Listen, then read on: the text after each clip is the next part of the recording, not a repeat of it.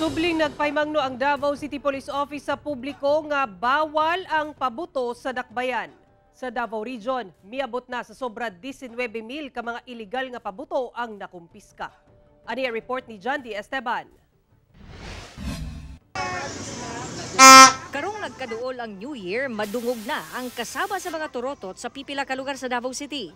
Kini ilabi pa nga bawal ang paggamit, pagpamaligya, pagmanufacture ug pagdistribute og mga pyrotechnic devices sa dakbayan.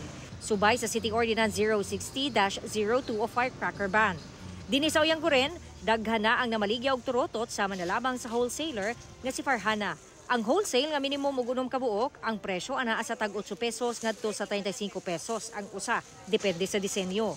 Gani mas mumahal ba ni pag Hindi, magmumura pag magmumura ang New Year katulad ng December 30, magmumura kami. Pero sa retailers mahal na. Dinhi sa San Pedro Street anaa sa 100 ngadto sa 150 pesos ang dako nga turotot. Samtang duna say tag tulo 100. Pila na kanino gunit? Kani? Pan, 80. 80 ni. Kapag tulo 150 usa ka dako kani. Kani, tulo 100. Daghan namalit? Wala pa, mingaw pa. Sunod lang karong bulana, nakakumpiska na ang Davao City Police Office og 13 ka lantaka. Nawahag yun nato ang tanan kay maabot pabayaan ka ng New Year nga bawal yun ang pabuto diri sa syudad sa Davao, especially ang kaning armas ay mga nagkupot og armas. Sa Davao Region, miabot na sa kapin 19,600 ka illegal nga pabuto sama sa plapla ug superlolo ang nakumpiska.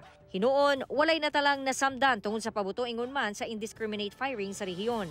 Manghinaot ni na sa pagsugat sa bag-ong tuig, the same na gihapon nung wala. Sabi na kay mas daghan nagapabuto pag bag-ong tuig compared sa Christmas. Kauban si Jojo Solarte sa kamera. Ako si John D. Esteban para sa One Mindanao.